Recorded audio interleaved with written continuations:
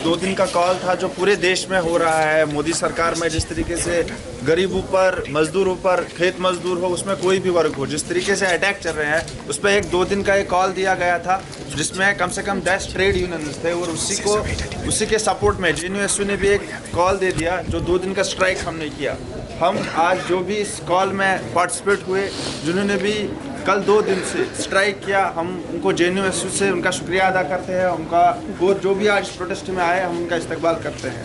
दोस्तों, आप सबको पता है कि पूरे देश में पिछले 4 साल से क्या हालत हो रहा है और कोई भी सेक्शन हो हमारे समाज का, चाहे दलित हो, आदिवासी हो, किसान हो, मजदूर हो, माइनॉरिटीज़ हो, महिला हो, सब पर एक कॉन्स्पिरेसी और एक कंसोलिडेटेड अटैक चल रहा है। और उसी में आज हम देखते हैं कि जो हमारा यूनिवर्सिटी है, इसका क्या हालत हुआ है।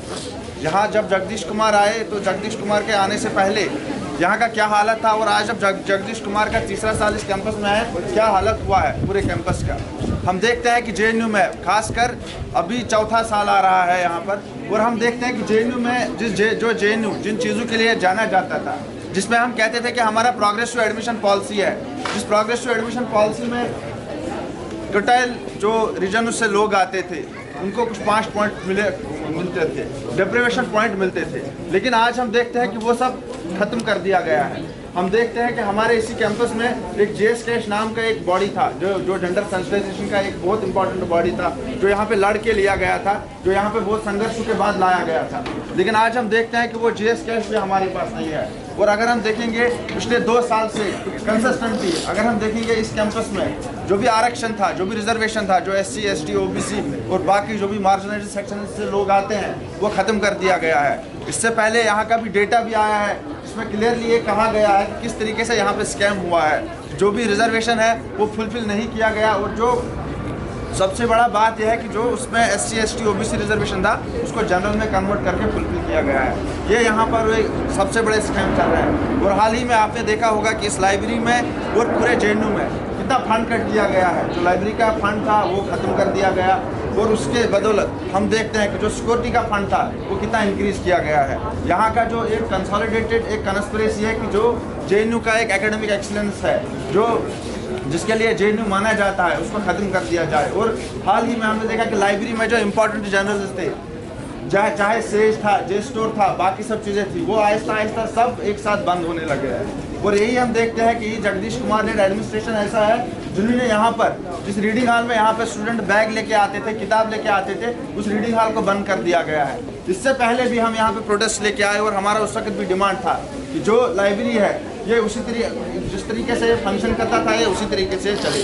लेकिन हम देखते हैं कि तब से आज तक, जो उस वक्त भी हमको कहा कि हम रिपेयरिंग करेंगे और उस रीडिंग हॉल को खोल देंगे, तब से वो रीडिंग हॉल आज तक नहीं खुला है। ये एक सीधे हमको समझ आ रहा है कि जिस तरीके से पूरे देश में मोदी सरकार और पूरा RSS सरकार ये चाहता है कि यहाँ के जो मार्जिनलाइज्ड सेक्शन है, यहाँ के जो स्टूडेंट्स हैं वो पढ़े ना, वही इस यूनिवर्सिटी में हो रहा है। यहाँ आखिरकार यहाँ पे कोई UPSC एस्पिरेंट है, कोई रिसर्च करने आता है, कोई अपना किताब और बैग लेके आता है, आपको क्या प्रॉब्लम है कि आपने रीडिंग हॉल को बंद कर दिया। और आज हम देखते हैं कि इसी कैंपस में जो आज वर्करों के साथ हो रहा है, जिस तरीके से बाहर लेबर लॉस को डाइल्यूट किया जा रहा है, जो ये प्रोटेस्ट का काल है, चाहे वेजेस का इंक्रीज हो, जो हम कहते हैं कि 18,000 हर एक जो भी लेबर है उसका जो मंथली जो वो 18,000 उसका इनकम हो, लेकिन वो भी फुलफिल नहीं हो रहा है। इसी तरीके से इस कैंपस में हमने देखा कि जो यहाँ के वर्कर थे, जो यहाँ के सैनिटेशन वर्कर है, जो यहाँ पे हॉस्टलों में काम करते हैं, पहले उनको ये ऑर्गेनाइज नहीं होने देते हैं। और जब यहाँ का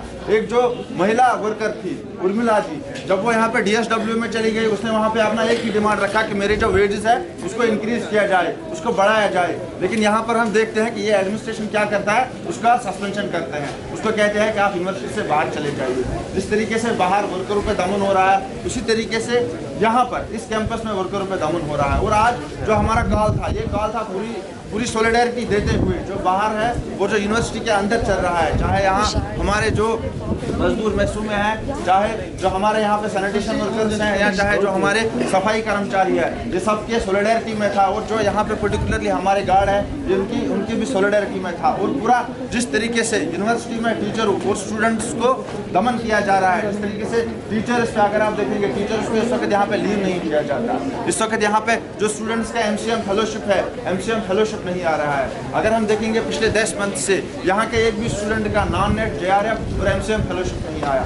और दूसरी तरीके से यहाँ का जो वाइस चांसलर है, ये बिजी है मूर्ति बनाने में। यहाँ का वाइस चांसलर बिजी है, तो वो कहता है कि मेरा जो अपना रोड है, जहाँ पे मेरा घर है, वहाँ पे वो पूरा लाइट लगा लेता है। और आखिरकार हमने JNU से भी बार बार ये निकाला, हमने RTI किए, बहुत सारे जो भी फाइनेंशियल स्कैम्स यहाँ पे हुए हैं, हमने उनको बार बार हाईलाइट किया है। और उसके बावजूद हम देखते हैं कि जब ये JNU प्रशासन वहाँ से प्रेस नोट निकालता है, तो वो JNU प्रशासन का प्रेस नोट नहीं होता, वो ऐसा होता है कि जैसे लगता है कि ABVP का पर्चा है। आप देख लीजिए उसका लैंग्वेज क्या होता है, उसका लैंग्वेज कितना अनडेमोक्रेटिक होता है। पिछली बार भी ये कहे कि सम स्टूडेंट लीडर्स, अरे भाई हम सम स्टूडेंट लीडर्स नहीं है, हमें इस कैंपस में 6000 स्टूडेंट्स का मैंडेट मिला है और हम डेमोक्रेटिकली यहाँ पे इलेक्ट हुए हैं। आपको क्या लगता है? और ये वही कैंपस है, इस कैंपस का इतिहास रहा है कि जो भी यहाँ पर जो यहाँ का स्टूडेंट मूवमेंट है, उसका इतिहास रहा, वही स्टूडेंट मूवमेंट है जिसने प्रोग्रेस टू एडमिशन पॉलिसी यहाँ पे लाया। ये वही स्टूडेंट मूवमेंट है जिसने यहाँ पर JS कैट लाया।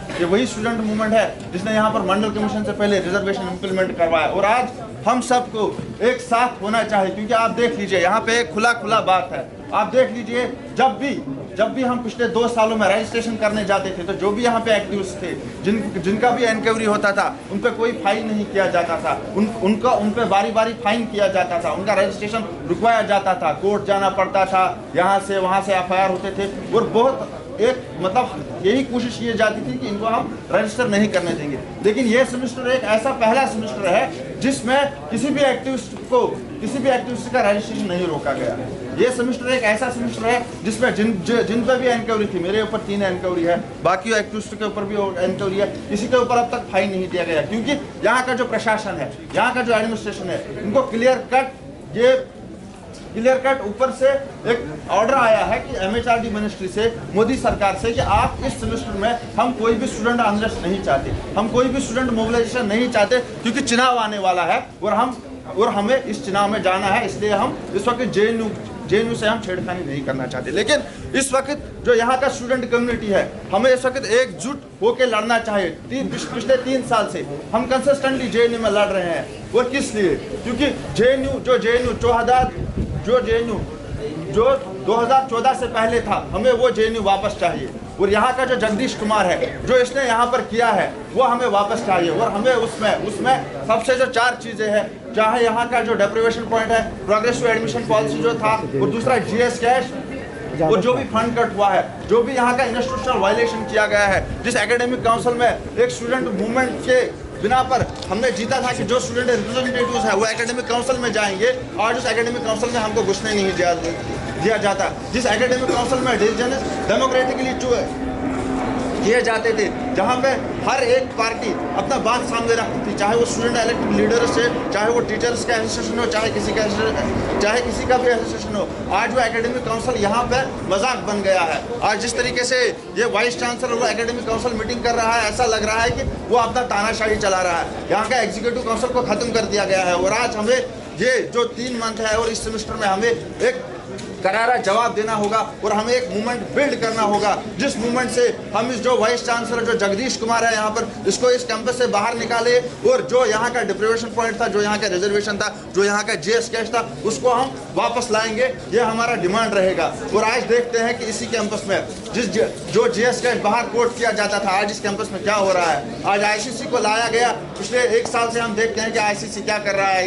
यहाँ पर जो भी वहाँ पे कंप्लेनेंट्स होते हैं, उनका क्या हाल किया जा रहा है। इससे पहले भी इंडियन एक्सप्रेस में एक न्यूज़ आया, जहाँ पे ये कहा गया कि जिसने भी वहाँ पे कंप्लेंट किया था, उसको डराया धमकाया गया। और ये भी नहीं, और पुनिशमेंट भी कितना खतरनाक है कि आप कैंपस में घुस नहीं, आप कैंपस में जॉब के लिए नहीं आ सकते, आप मतलब उसको इस कैंपस से पूरा बेदखल कर दिया गया। और आज हम देखते हैं कि यहीं पे जो पिछले साल SLS में हमने एक बड़ा मूवमेंट लड़ा था अतुल जौहरी के खिलाफ, आज सब ने सुबह पढ़ा होगा इंडियन एक्सप्रेस में कि क्या वहाँ पे लिखा गया है, किस तरीके से जो ICC का रिपोर्ट है वो गया है, जो अतुल जौहरी है उसको शील्ड किया है। और वहाँ पे विभा टंडन कहती है कि जो अतुल जौहरी है उसको शायद यूनिवर्सिटी में थ्रेट है, हमें उसके लिए सिक्योरिटी भी चाहिए। मतलब एक जो कंटिन्यूअस सेक्सुअल हरासर है, आप एक तरीके से उसको बचा रहे हैं और दूसरे तरीके से इसी सरकार से कह रहे हैं कि हमें इसके लिए आप सिक्योरिटी भी चाहिए। और जब तक हम यहाँ पे जो भी यहाँ पे इंस्टीट्यूशनल वायलेशन हुआ है,